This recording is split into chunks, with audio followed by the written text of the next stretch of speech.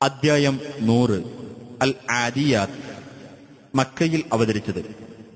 ആദിയാത്ത് എന്നാൽ ഓടുന്നവ എന്നാണ് അർത്ഥം.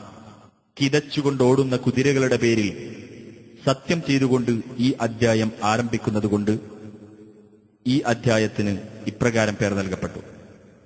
ബിസ്മില്ലാഹിർ റഹ്മാനിർ റഹീം. വൽ ആദിയാതി ളബ്ഹാ. കിതച്ചുകൊണ്ട് ഓടുന്നവയും ഫൽമൂരിയാതി ഖദ്ഹാ. അങ്ങനെ കുളമ്പ് കല്ലിൽ ഉരസി തീപ്പൊരി പറപ്പിക്കുന്നവയും ഫൽമുഗീറാതി സുബ്ഹാ. എന്നിട്ട് പ്രഭാതത്തിൽ ആക്രമണം നടത്തുന്നവയും ഫഅതർന ബിഹി നഖഅൻ ഫവസത്ന ബിഹി ജംആ. അന്നേരത്ത് പൊടിപടലം ഇളക്കിവിട്ടവയും അതിലൂടെ ശത്രുസംഘത്തിന്റെ നടുവിൽ പ്രവേശിച്ചവയുമായ കുതിരകൾ തന്നെ സത്യം.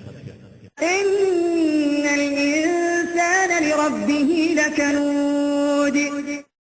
തീർച്ചയായും മനുഷ്യൻ തന്റെ രക്ഷിതാവിനോട് നന്ദികെട്ടവൻ തന്നെ.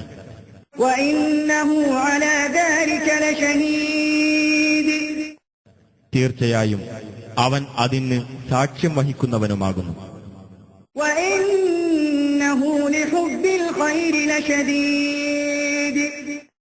തീർച്ചയായും അവൻ ധനത്തോടുള്ള സ്നേഹം കഠിനമായവനാകുന്നു. അഫലാ യഅലമു ഇദാ ബുഅ്തിറ മാ ഫിൽ ഖുബൂർ.